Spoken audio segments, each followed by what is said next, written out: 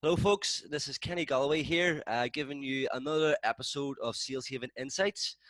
Today, we're very grateful to have Ray Holgate, who's the Sales Director of AES Global. Fortunately, they're actually based here in Northern Ireland, Cookstown, headquartered here. Ray is working in Norwich and is our Sales Director managing the global sales operations.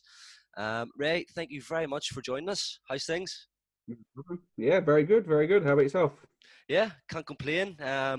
Obviously, we're going to try to avoid the C word today, because it seemed to be on the tip of everybody's tongues. So Yeah. today, basically, Ray, you're joining us to help us understand a little bit more about your journey in sales, um, and to give us a bit more insight into the sales operations with AES Global. So what I'll do, I like to keep this nice and short. I'm going to crack straight on with the first question. Tell us a little bit about how you got into sales, because I've looked at your profiles, your social profile, and I've seen, you've had quite a good journey in sales so far. So tell us a little bit more about that. Yeah, okay. Well, yeah, I mean, kind of got into sales a bit kind of by, I wouldn't say mistake, but it kind of just fell on my feet and kind of just cracked on with it. Back at early days leaving school, all I wanted to do was, like most young boys, was play sports and do everything to do with sports. And I'd gone over to America to play sports and coach sports. Wow. And then I just kind of come back 17, come back after that and just looked around for jobs basically. Looked around for, and I was kind of temping between warehouses and doing bits and pieces. Nothing really strategy behind it to get into sales. It was never really. I can't say that it was always my dream as a kid that I want to be in sales. Um, it was more that I was in a warehouse and then the recession come. God knows how many years ago that was now, but and the warehouse that I was working in is actually with a company called BPC. Had to lay some of their sales team off, and I was working in a warehouse at the time. Obviously, understood a lot of the products and a lot of the components and how it all went together. And when the time come right, the market was picking back up, the economy was picking back up. Kind of moved into sales, doing it from there. Mm. I think that was about 12 or 13 years ago now, and never really looked back. Just from there, continued into sales and continued into different roles. I haven't particularly. I'm not one of these journeymen that's been around 100 different companies. I've only been with BPT, who the same industry as us, and then nearly 7 years or nearly 6 years ago now, moved over to AES, and then yeah, carried on the sales from there. So it's kind of something just fell into naturally. I like to talk, which always helps when it comes to sales. So yeah, that's kind of really how it came about. And it's quite interesting because like I say, I had a look at your social profiles. Anybody comes on, I'm straight on to LinkedIn. I'm looking to see who they are, what they're about. You know, you are a perfect example. Not to blow smoke up your backside or anything here, but you are the perfect example of a sales professional who started there practically with no experience, has went in and just took it by the horns and went, I'm going to make something of this. And now you're the sales director for quite a large and fast growing company, AAS Global. They're doing business all over the world. Yeah. So you've been there 5 years. You went in as sales support, and you're now sales director. Tell me a little bit about that journey. That's very interesting. It'll interest a lot of people who are in your position as well. Sorry, that's a bit pain here. Can you repeat that question? You Yeah, just sure. broke up there at the key point of that question. Yeah, sure. Um, Technology, yeah? so your journey in AES Global, you went in as sales support. You went in Yeah. at the sort of the low level, started from the bottom, and now you're sales director of the company 6 years later. So tell me a little bit about that journey.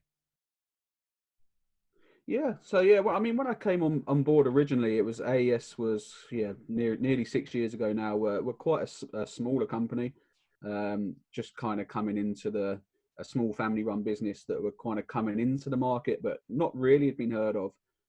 So started originally just with kind of coming on board, trying to grow a bit of UK sales, coming on, trying to take some of the UK market by storm, really Hmm. in our homeland.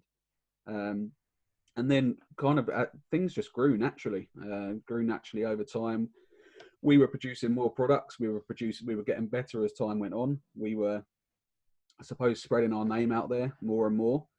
And then it kind of came in line. So the kind of bit of a funny story behind it is at the time when AES were employing for some sales staff, actually myself and a good friend of mine from going back to school, a guy called Glenn Ball, we both applied for the same job. And it turned out we actually both, we didn't know, we both, but we both got the job originally. So when we both got the job, we kind of split the markets up just in the UK. He said one of us would deal with the UK, and one of us deal with North, one of us would deal with the South. We both lived fairly local to each other in Hertfordshire. So I got the raw end of the stick and had to travel up north.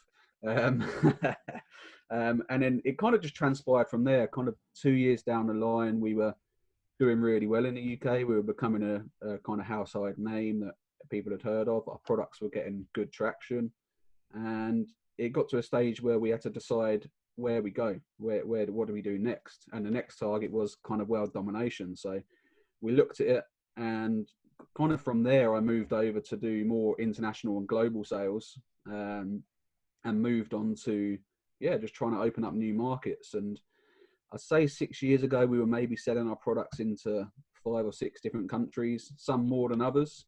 But now to this day, we're selling into 34 different markets, so all over the globe. So it's going amazingly well. Obviously, British manufacturer, it sells itself a lot of the time when you talk about it. So that's kind of how we got there, but we're not stopping there. 34. I want to be making that another, round it up to 100. I want to be complete take over the world and get us known in each market. So Brilliant. that's the plan, and that's where it kind of came from as well. Brilliant. So that's, like I say, there's lots of people who have been in your situation who, have went in at the bottom and they've worked their way to the top. To do it within 5 to 6 years, that's pretty impressive. There's lots of people that wait 10, 20 years to become a sales director in a company and just wait for people to be knocked off. So yeah, credit to Yeah. you.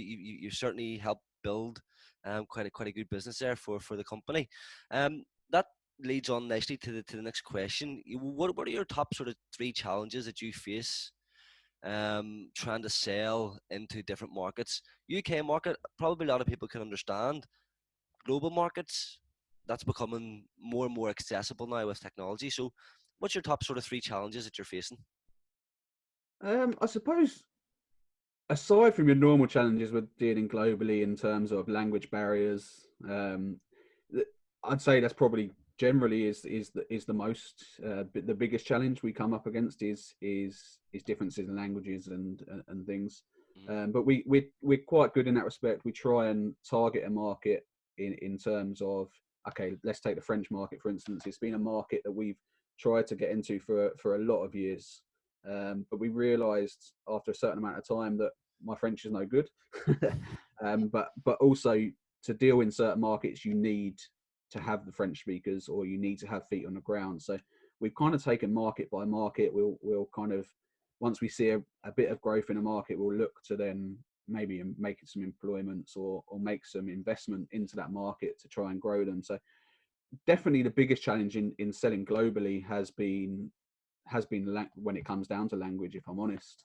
I know it's kind of probably quite a generic challenge, but some people don't really think about it. I mean, I'm sure you get hundreds of emails from different companies trying to sell you products, but it's all well and good because, yeah, okay, English is quite a well-spoken market or well-spoken language, but not everybody. And I think a lot of it, if you want to deal in these countries, you need to kind of get over that arrogance and just hope that they speak English and try and interact with them in their own. So yeah, it's definitely one of the biggest challenges I've come up against. I think in a lot of markets now, even back to the day when we first started, the biggest challenge would have been that we were unheard of, that we were unknown. So somebody might have been selling a product for 5 or 10 years, or installing a product for 5 or 10 years, and then you've got this little Ray coming along saying, "Yeah, try my products, it's the best." They're thinking, "Well, you know what? I've got this product that I trust, I've used. It's unbroken. It's it's great. It's served me really well. Why am I going to change to your new product?" And it's always a challenge. It's a challenge in any sales job to try and do that, try and get over that. But there's ways and means around that, which I'm sure we'll probably come to later on. But yeah, generally being a new company or an unknown name is definitely a challenge on that respect. Perfect.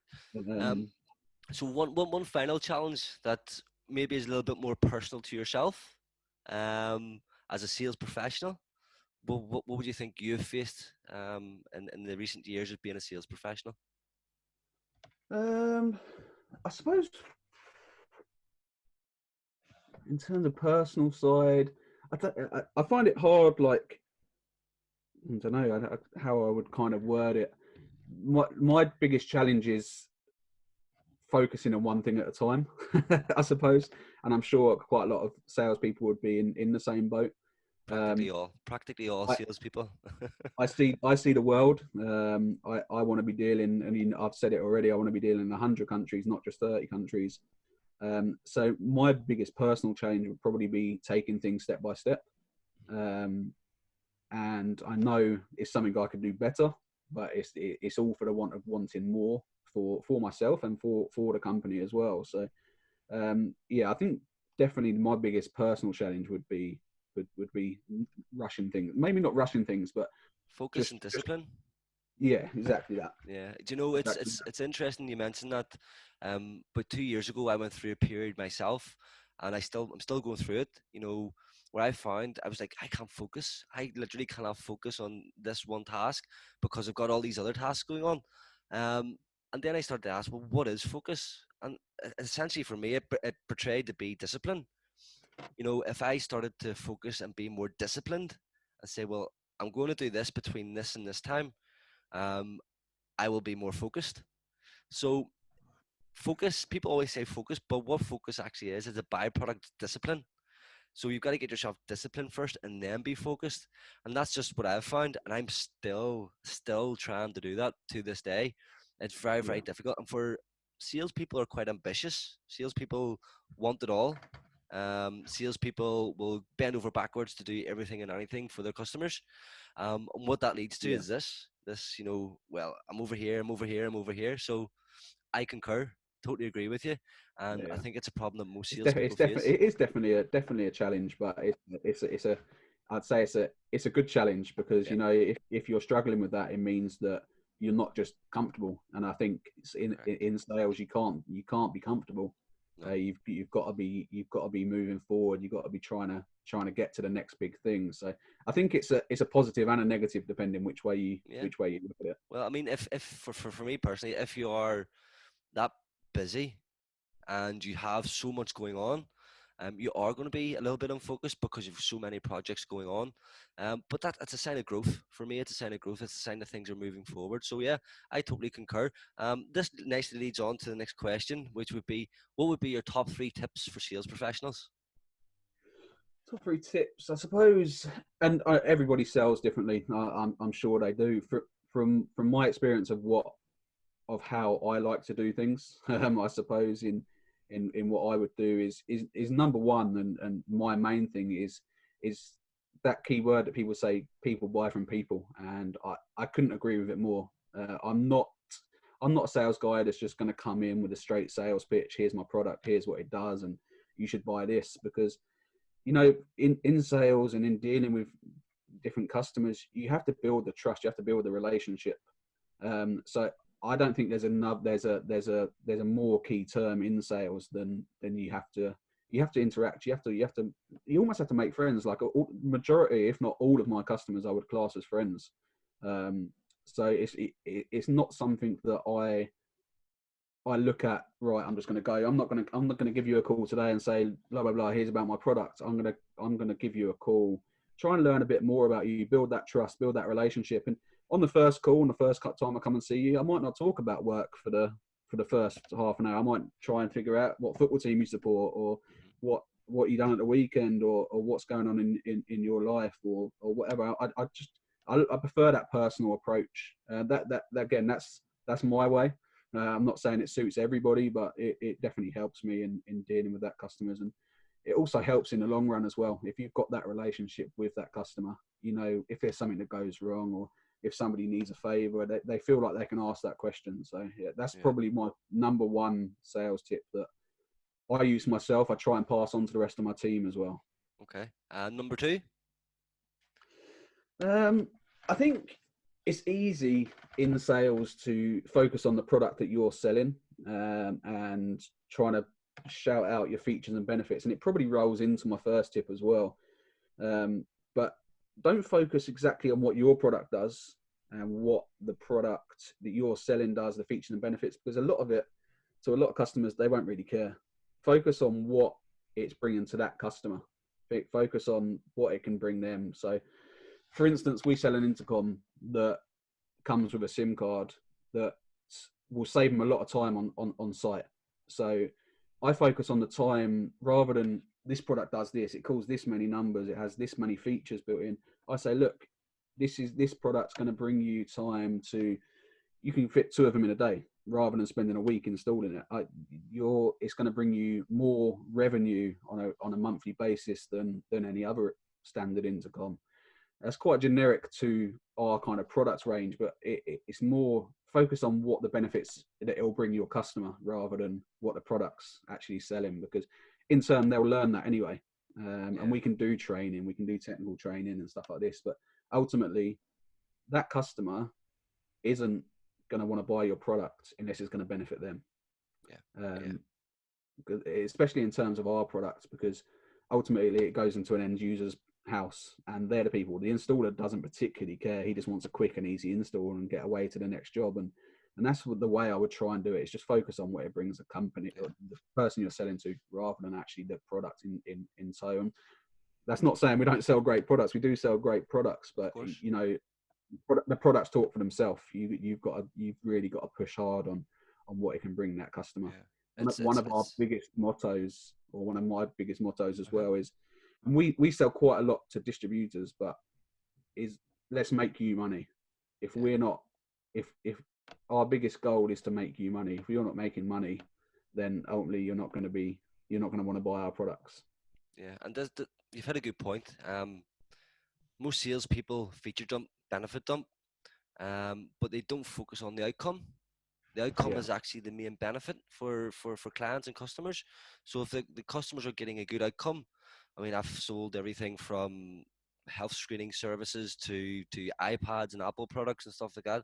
And most of the time, people don't care about the device. People care about what this actually does. It connects them to people around the world, or a health screen may help you live longer in your life. So it's all about the outcome, and that's exactly what you're saying there. At the end of the day, if you're selling to businesses, their main goal is to get money. Everybody's in business to make money, and anybody who says otherwise, listen, they're clearly lying. Business happens because each business helps each person or each business to make money, and that's essentially, so that's one of your outcomes, which is great.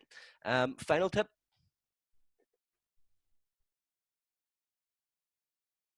Oh, sorry, I lost you there again. Yeah, no, it's okay.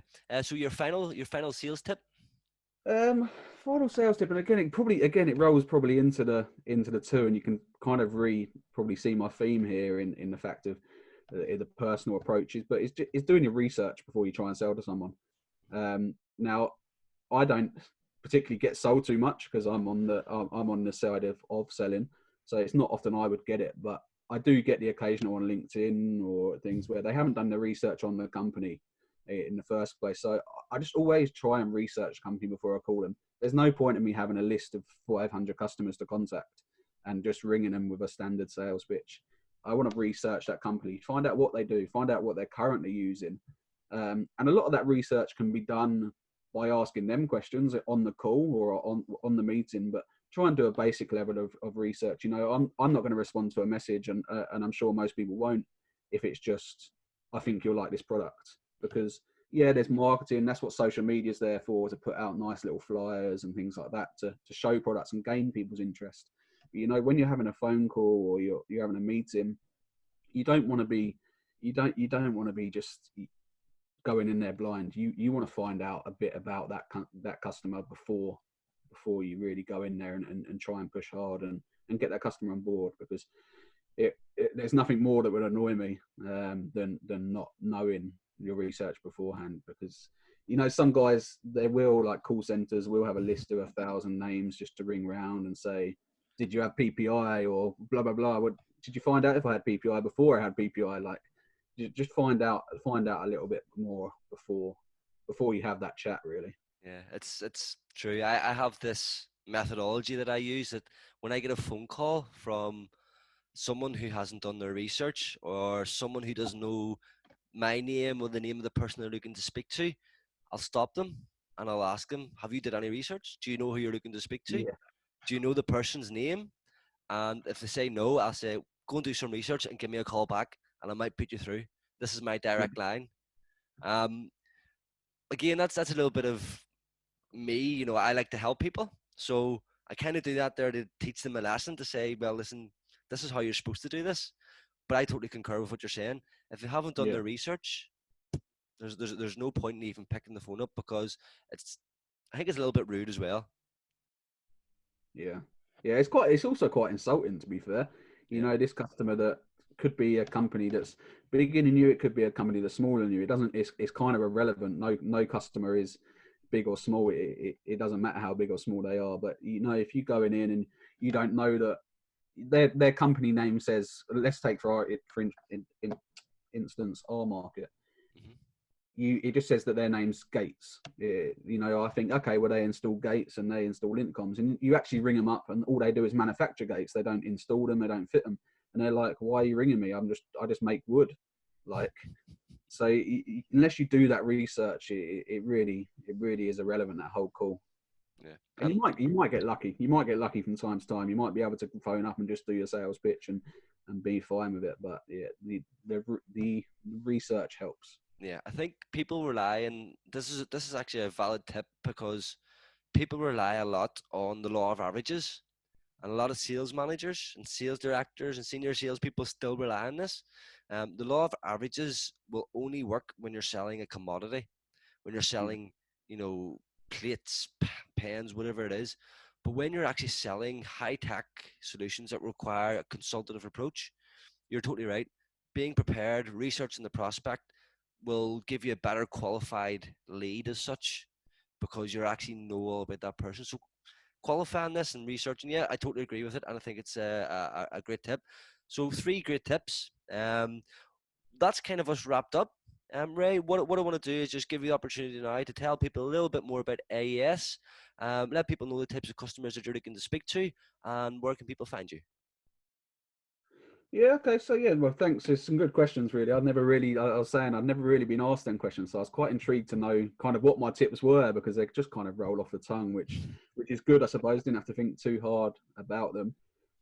But yeah, so AES, we're a UK manufacturer of ultimately security systems, but more focused around the door entry side, specialising in wireless and cellular. So quite bespoke units, more targeted to going onto houses or big blocks of apartments.